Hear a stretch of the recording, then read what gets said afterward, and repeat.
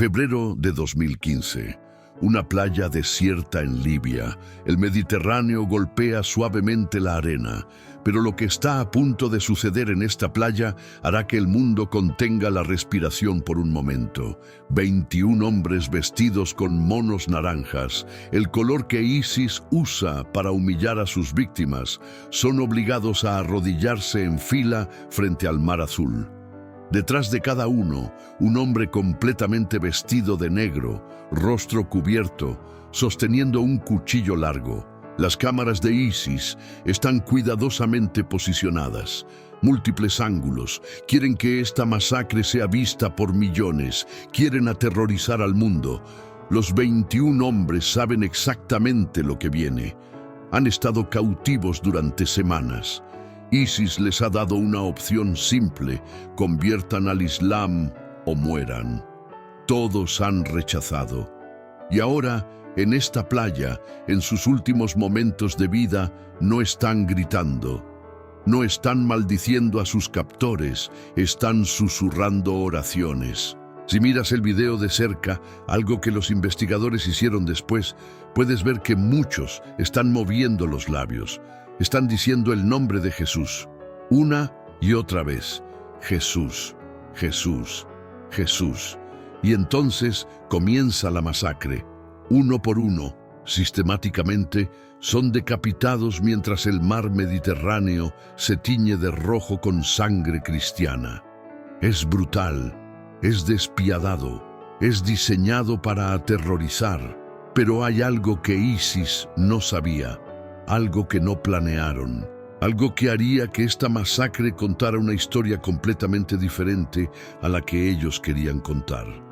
Uno de esos 21 hombres no era cristiano cuando fue capturado, era musulmán. Su nombre era Matthew Ayariga, era de Ghana. Trabajaba con los otros 20, que eran cristianos coptos egipcios, todos del mismo pequeño pueblo. Durante las semanas de cautiverio, Matthew vio algo que nunca había visto antes. Vio cómo estos hombres cristianos oraban constantemente, cómo no dejaban de hablar de su fe en Jesús, cómo no maldecían a sus captores, cómo enfrentaban la muerte sin miedo. Y algo cambió en su corazón. Cuando ISIS les preguntó una última vez si se convertirían al Islam, los 20 cristianos coptos dijeron no. Y Matthew, el musulmán, también dijo no. Y antes de morir, pronunció palabras que quedarían registradas para siempre. Su Dios es mi Dios. Se había convertido a Cristo en sus últimos momentos. Y murió confesando el nombre de Jesús junto a sus 20 hermanos cristianos. Esta masacre de 2015 hizo titulares mundiales durante exactamente 3 días. Los medios occidentales hablaron de ello brevemente. Hubo indignación en redes sociales. Y luego el mundo olvidó y siguió adelante con otras noticias. Lo que casi nadie te dice, lo que nadie explica, es que esta masacre no fue un evento aislado, una anomalía violenta en una región turbulenta. Fue simplemente el capítulo más reciente, el más visible mediáticamente, de una historia de persecución que lleva 1400 años continuos. Una historia de cómo una nación completa que era abrumadoramente cristiana, donde 90% de la población seguía a Jesucristo, se convirtió lenta y dolorosamente en una nación donde los cristianos son solo 10%.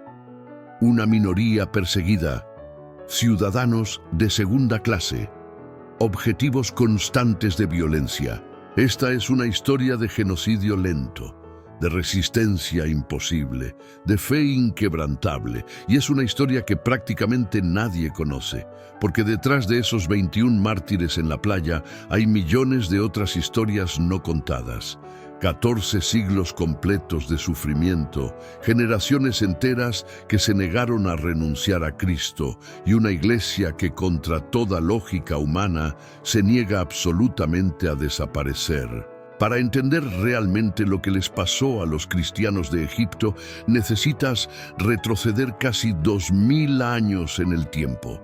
Necesitas ir al origen mismo de esta iglesia, porque esta no es una denominación cristiana cualquiera que se formó en la Edad Media o en la Reforma. Esta no es una iglesia nueva con 200 o 300 años de historia.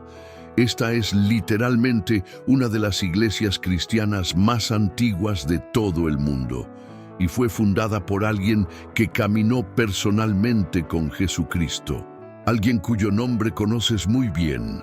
Año 42 después de Cristo, apenas 9 años después de la crucifixión y resurrección de Jesús. El evangelista Marcos, el mismo hombre que escribió el segundo evangelio del Nuevo Testamento, el joven, que probablemente era el muchacho que huyó desnudo en Getsemaní cuando arrestaron a Jesús, el compañero de misiones del apóstol Pablo y luego de Pedro, llega como misionero a la ciudad de Alejandría, en Egipto. Egipto, en ese momento, es una provincia importante del Imperio Romano. Alejandría es una de las ciudades más grandes, más ricas y más culturalmente sofisticadas del mundo antiguo. Tiene la biblioteca más grande del mundo conocido. Es un centro de filosofía, comercio y poder. Y en esta ciudad cosmopolita y pagana, Marcos comienza a predicar el Evangelio de Jesucristo resucitado. Y algo extraordinario sucede. El mensaje explota. Se propaga como fuego incontrolable por toda la ciudad y luego por todo Egipto. La gente responde masivamente. En solo unas pocas décadas hay comunidades cristianas establecidas y creciendo por todo el país, desde Alejandría en el norte hasta el Alto Egipto en el sur. Para el año 100, el cristianismo ya es una fuerza significativa en Egipto. Para el año 200, es probablemente la religión mayoritaria. Para el año 300, Egipto es abrumadoramente cristiano. Las estimaciones históricas serias sugieren que entre 70 y 85% de la población egipcia es cristiana. Se llaman a sí mismos coptos, una palabra derivada del griego aigiptos, que significa egipcio. Son los verdaderos egipcios, los descendientes directos de los faraones, ahora seguidores de Cristo. No son católicos romanos, no son ortodoxos griegos, no son protestantes. Son la iglesia copta ortodoxa, una iglesia independiente con su propio patriarca en Alejandría, sus propias tradiciones litúrgicas bellísimas, su propio idioma litúrgico que es el último vestigio vivo del antiguo idioma egipcio, su propio calendario único. Y durante 300 años, a pesar de olas periódicas de persecución romana brutal contra cristianos, crecen y se fortalecen.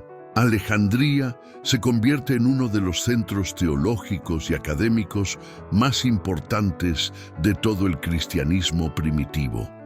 La famosa escuela catequética de Alejandría produce algunos de los más grandes pensadores, teólogos y maestros cristianos de la historia. Clemente de Alejandría, Orígenes, Atanasio, Cirilo. Estos hombres defendieron la fe, escribieron obras que todavía leemos hoy, lucharon contra herejías. Egipto cristiano está en su edad dorada espiritual. Pero entonces viene la tormenta más terrible que habían enfrentado hasta ese momento, año 303 después de Cristo. El emperador romano Diocleciano, alarmado por el crecimiento imparable del cristianismo que amenaza con desplazar completamente el paganismo tradicional romano, decide que es momento de exterminar esta religión de una vez por todas. Ordena la persecución más sistemática, más organizada, más brutal que el Imperio Romano jamás había lanzado contra los cristianos. Y Egipto, siendo tan densamente cristiano, tan visiblemente cristiano, sufre especialmente. La persecución es metódica y despiadada. Iglesias son quemadas hasta los cimientos.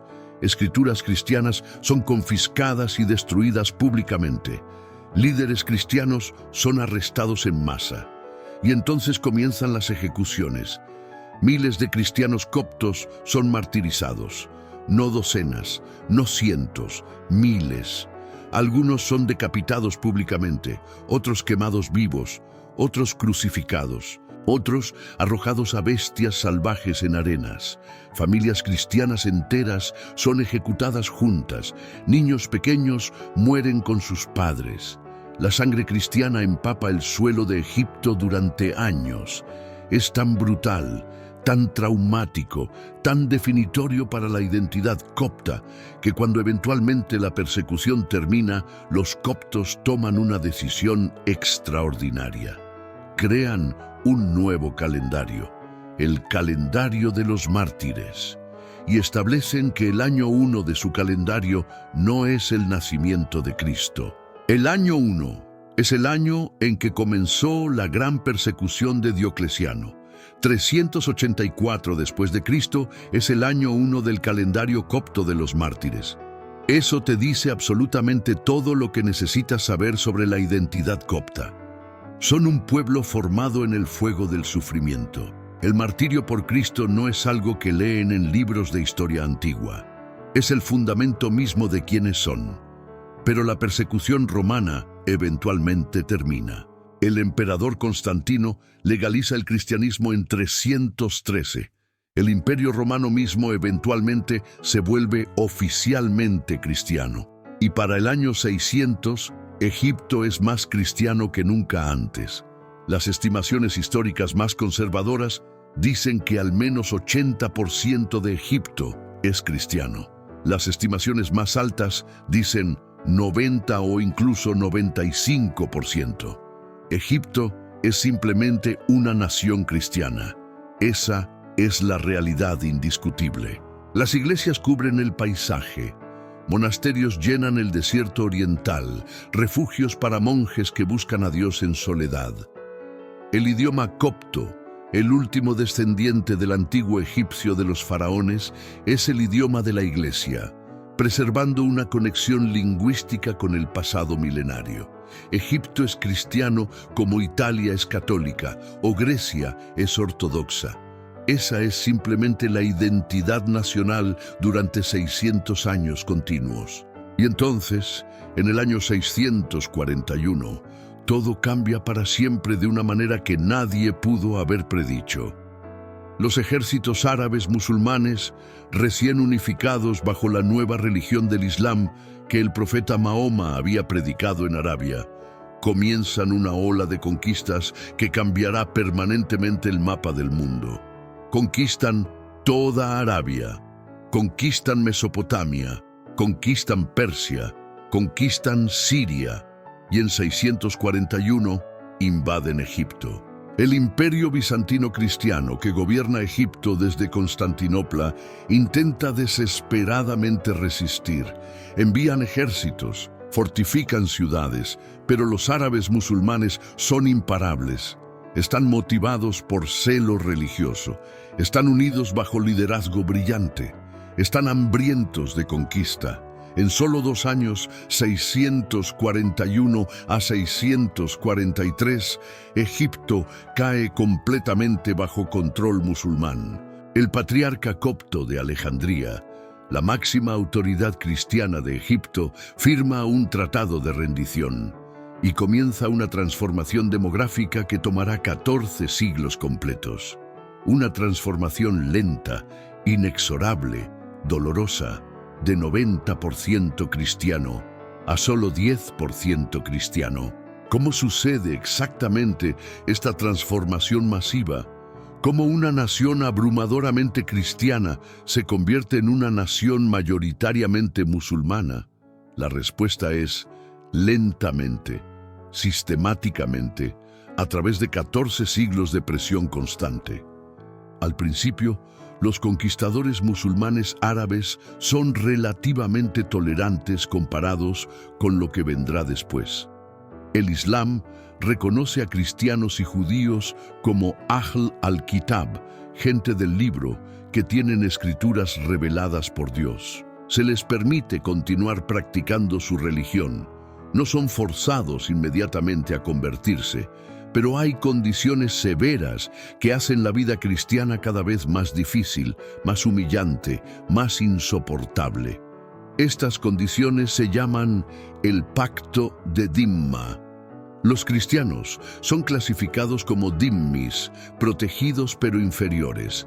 Primero, los dhimmis cristianos deben pagar un impuesto especial llamado jizya. Es un impuesto solo para no musulmanes. Si te conviertes al Islam, ya no pagas. Es económicamente aplastante para familias pobres y es explícitamente humillante. El Corán dice que debe pagarse mientras los no musulmanes están en estado de sumisión.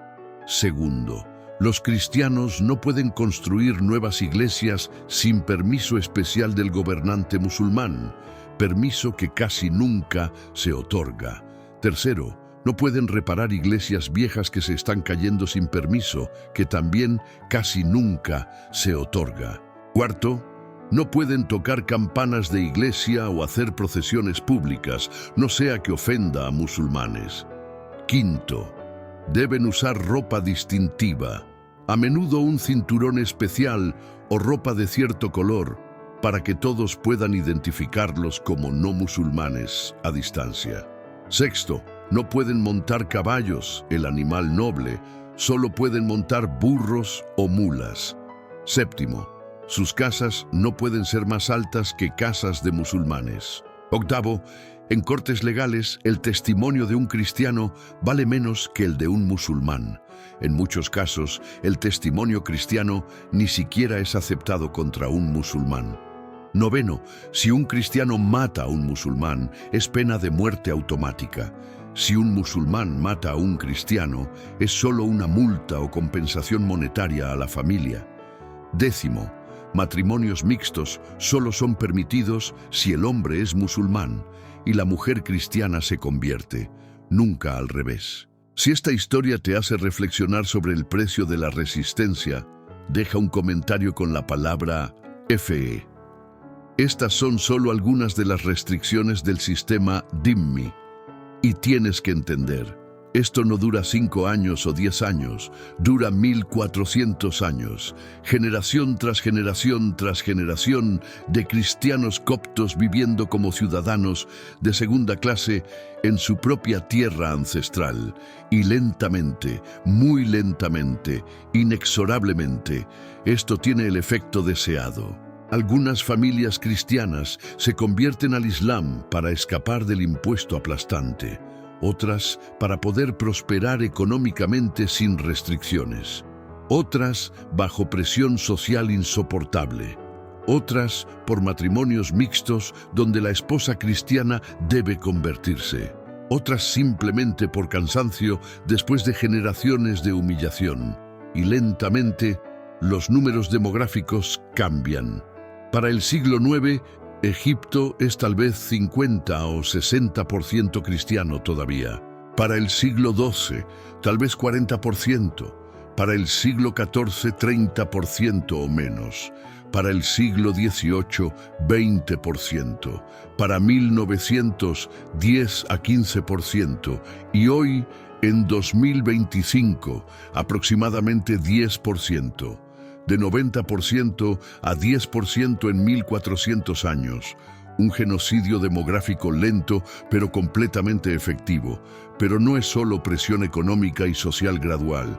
Hay violencia, mucha violencia a lo largo de estos 14 siglos. En el año 721, una gran rebelión copta contra el gobierno musulmán es brutalmente aplastada. Miles de cristianos coptos son ejecutados públicamente. Iglesias son quemadas en represalia. En 832, el califa Abbasí ordena una ola de destrucción masiva de iglesias cristianas por todo Egipto. Docenas son demolidas o convertidas en mezquitas. En 1020, el califa Fatimí Loco al-Hakim, conocido por su comportamiento errático y violento, ordena la destrucción de la iglesia del Santo Sepulcro en Jerusalén y simultáneamente lanza una persecución violenta contra cristianos coptos en Egipto. Iglesias son sistemáticamente quemadas. Monasterios antiguos son saqueados y destruidos. Conversiones forzadas son comunes. En 1250, durante las cruzadas, cuando hay tensión extrema entre cristianos y musulmanes, coptos egipcios sufren tremendamente a pesar de no tener ninguna conexión con los cruzados europeos. Son vistos con sospecha como quinta columna cristiana potencial. Muchos son asesinados. En 1354, después de que los cruzados son finalmente expulsados completamente del Medio Oriente, hay una explosión de fanatismo musulmán en Egipto. Turbas musulmanas atacan el barrio cristiano copto del Cairo. Cientos de cristianos son asesinados en las calles. Casas cristianas son quemadas, y así continúa, siglo tras siglo tras siglo. Presión económica constante, humillación social sistemática, violencia periódica pero regular, y los números cristianos siguen cayendo. Para el siglo XX, los coptos son definitivamente una minoría pequeña, tal vez 10 a 15% de Egipto. Una minoría perseguida, discriminada, atacada regularmente en la tierra que sus ancestros cristianizaron 1300 años antes. Pero hay algo extraordinario. Se niegan completamente a desaparecer. Se niegan a convertirse masivamente. Se niegan a abandonar la fe de sus padres. ¿Por qué? ¿Qué los mantiene firmes durante 1400 años de presión, violencia y humillación? Parte de la respuesta está escrita permanentemente en sus cuerpos. Si alguna vez conoces a un cristiano copto, especialmente uno nacido en Egipto, mira cuidadosamente su muñeca derecha. Probablemente verás una pequeña cruz tatuada en azul o negro. No es grande, es discreta, pero es permanente. Es una tradición copta antigua que se remonta a siglos. Cuando un niño copto es bautizado en la iglesia, frecuentemente en ese mismo día o poco después, se le tatúa una pequeña cruz en la muñeca derecha. A veces es una cruz simple, a veces es una cruz copta tradicional con diseño especial, pero siempre es permanente, no se puede quitar, no se puede esconder fácilmente, y tienes que entender el contexto de esto. En una sociedad donde ser cristiano visible te marca automáticamente como ciudadano de segunda clase, donde significa que puedes ser discriminado en empleos, en educación, en cortes legales, donde significa que puedes ser objetivo de violencia de turbas fanáticas, donde a lo largo de la historia ha significado que puedes ser asesinado simplemente por tu identidad religiosa visible. Los padres coptos voluntariamente marcan a sus hijos permanentemente con una cruz. Es una declaración profunda. Soy cristiano para siempre. Nací cristiano. Moriré cristiano. No puedo esconder mi identidad. No quiero esconder mi identidad. La llevaré visible en mi cuerpo el resto de mi vida. En una época donde muchos cristianos en Occidente ni siquiera quieren usar una cruz visible alrededor del cuello por temor a ser juzgados o verse fanáticos, los coptos marcan permanentemente a sus bebés. Eso es compromiso, eso es fe inquebrantable, eso es identidad que no se puede sacudir. Y esa cruz tatuada ha sido, durante siglos, la manera de identificar quién es copto y quién no lo es. En tiempos de persecución, es peligrosa. En tiempos de paz relativa, es un recordatorio constante de quiénes son. Pero en el siglo XX y ahora en el XXI, las cosas para los coptos han empeorado dramáticamente de nuevo. Egipto gana independencia completa de Gran Bretaña en 1952. El coronel Gamal Abdel Nasser toma el poder en un golpe militar. Y aunque oficialmente Egipto bajo Nasser es un estado secular, socialista, árabe, el islamismo político está creciendo peligrosamente en las sombras. Los hermanos musulmanes, fundados en Egipto en 1928, están ganando fuerza popular masiva, y los coptos cristianos se convierten en blanco fácil para la violencia islamista. En 1972, turbas musulmanas atacan múltiples iglesias coptas simultáneamente. En 1980, el presidente Anwar Sadat, quien había hecho paz con Israel, es asesinado por islamistas radicales del yihad islámico. Su sucesor, Hosni Mubarak, intenta controlar a los extremistas con mano dura, pero la violencia contra coptos continúa regularmente durante sus 30 años en el poder. Y luego viene el año 2011, la llamada Primavera Árabe.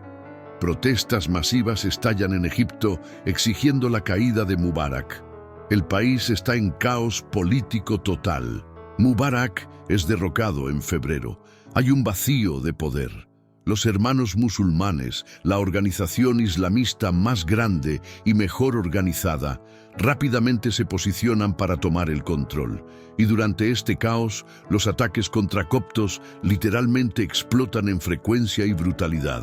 Año 2011, 31 de diciembre, Nochevieja. Familias coptas están saliendo de la misa de medianoche en la Iglesia de los Santos en Alejandría. Es un momento de celebración. Están cantando. Los niños están emocionados porque es Año Nuevo. Y entonces, una bomba masiva explota justo afuera de la iglesia. La explosión es tan poderosa que destruye completamente la fachada de la iglesia. 23 cristianos coptos mueren instantáneamente. 97 más son heridos, muchos gravemente. Familias enteras son destrozadas en un segundo.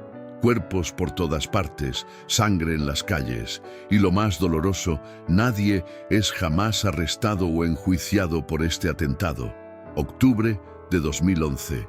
Coptos organizan una protesta pacífica en El Cairo, pidiendo protección gubernamental después de que otra iglesia fue atacada. Marchan hacia el edificio de la televisión estatal llamado Maspero. Están desarmados, están cantando himnos. Y entonces, de manera incomprensible, el ejército egipcio ataca a los manifestantes pacíficos con vehículos blindados. Tanques literalmente atropellan manifestantes cristianos. Soldados disparan munición real a la multitud.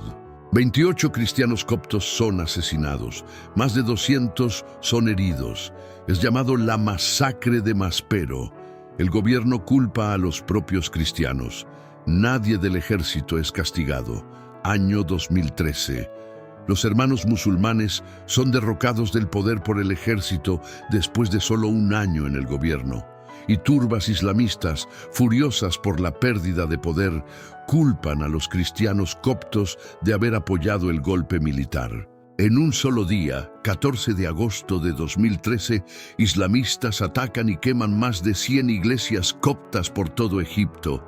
100 iglesias en un día. Algunas tienen siglos de antigüedad. Son incendiadas, saqueadas. Algunos coptos que intentan defender sus iglesias son asesinados por las turbas. Es una de las mayores olas de violencia anticristiana en la historia moderna del Medio Oriente. Y entonces llegamos a febrero de 2015 y los 21 mártires, con los que comenzamos esta historia. Y no termina ahí.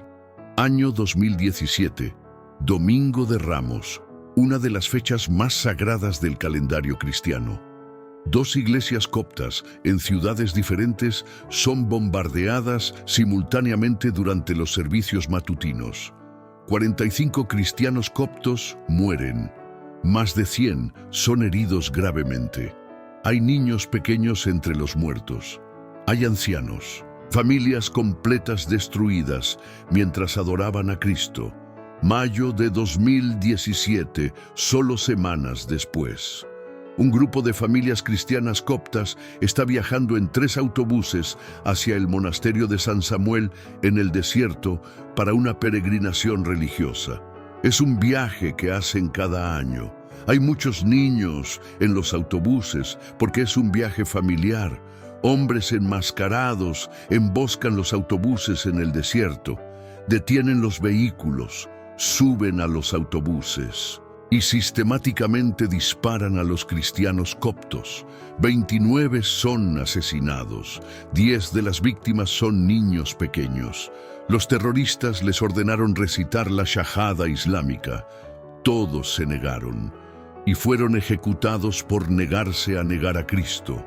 Y así continúa hasta el día de hoy. Ataques más pequeños que ya ni siquiera hacen titulares internacionales porque se han vuelto tan comunes, tan esperados. Una iglesia copta quemada en un pueblo del Alto Egipto.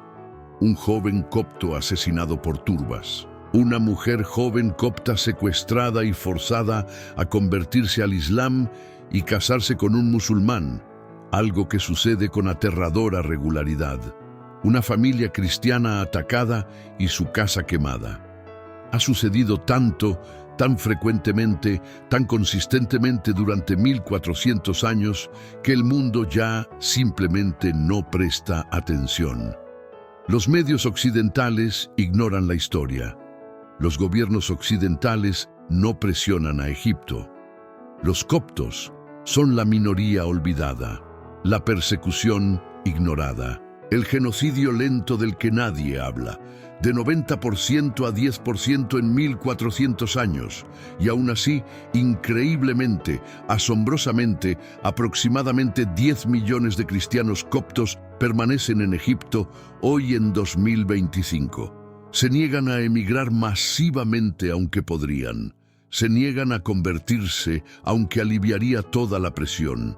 Se niegan a desaparecer silenciosamente en la noche. Siguen bautizando a sus bebés en la fe cristiana. Siguen tatuando la cruz en sus muñecas. Siguen yendo a la iglesia cada domingo sabiendo que podría ser bombardeada. Siguen celebrando la Pascua y la Navidad públicamente a pesar del peligro. ¿Por qué? ¿Qué los mantiene después de todo esto? Es su historia, es su identidad. Saben profundamente que sus ancestros resistieron la persecución romana bajo Diocleciano. Resistieron 1400 años de dominio islámico con toda su presión y violencia. Saben que llevan en sus venas la sangre de los primeros cristianos, los cristianos que fueron enseñados directamente por Marcos el Evangelista que caminó con Jesús. Saben que su calendario litúrgico comienza con el año del martirio, porque el sufrimiento por Cristo es parte fundamental de su identidad copta. No es algo que les pasó una vez, es quienes son el pueblo de los mártires. Y saben que cada vez que van a la iglesia, cada vez que alguien ve la cruz tatuada en su muñeca, cada vez que bautizan a otro bebé en la fe, están continuando una tradición ininterrumpida de resistencia fiel que tiene 2000 años de antigüedad. Si el testimonio de los coptos te inspira, presiona like y comparte esta historia.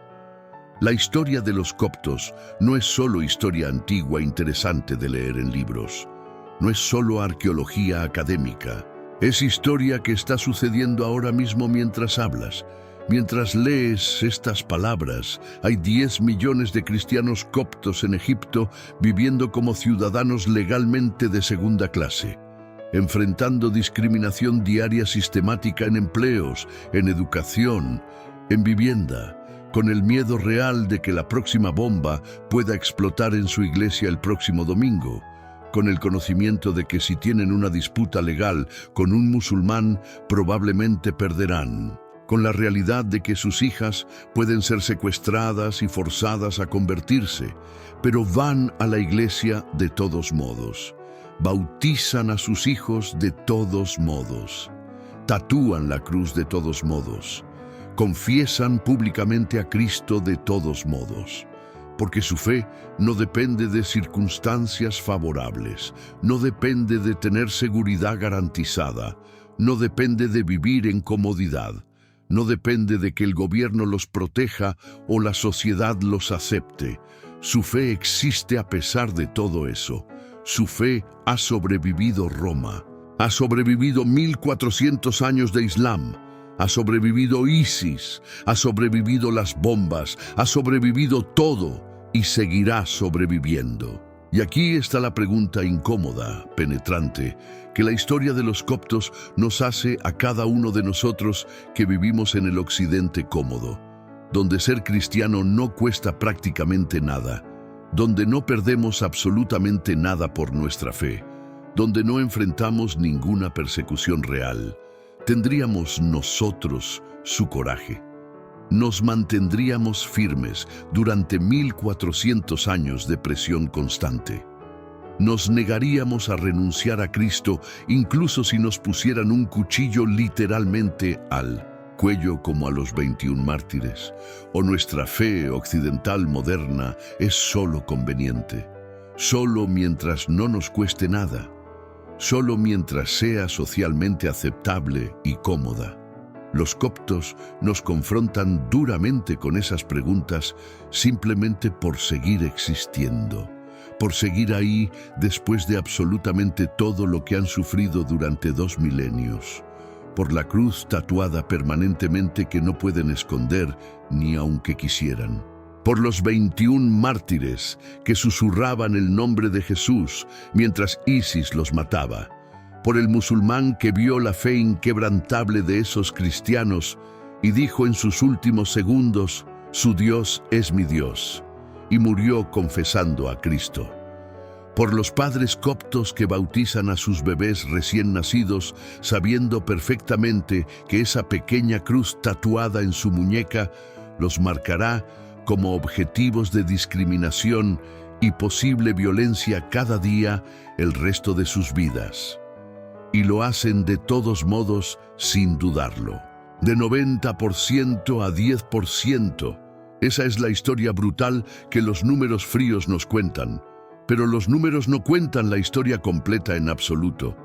Porque ese 10% todavía está ahí.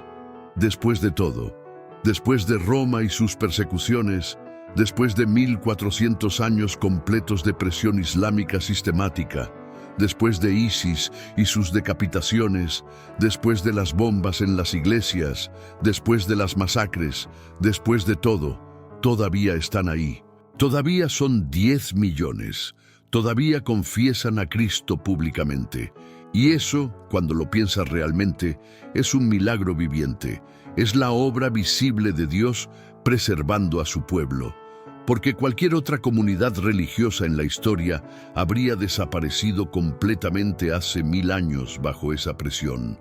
Pero los coptos permanecen, testimonio viviente e inquebrantable de que la Iglesia de Cristo no puede ser destruida por ningún poder humano, de que las puertas del infierno no prevalecerán contra ella, exactamente como Jesús prometió.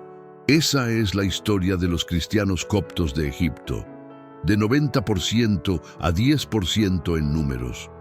Pero ese 10% restante se niega absolutamente a ser borrado de la historia, se niega a ser olvidado, se niega a desaparecer silenciosamente.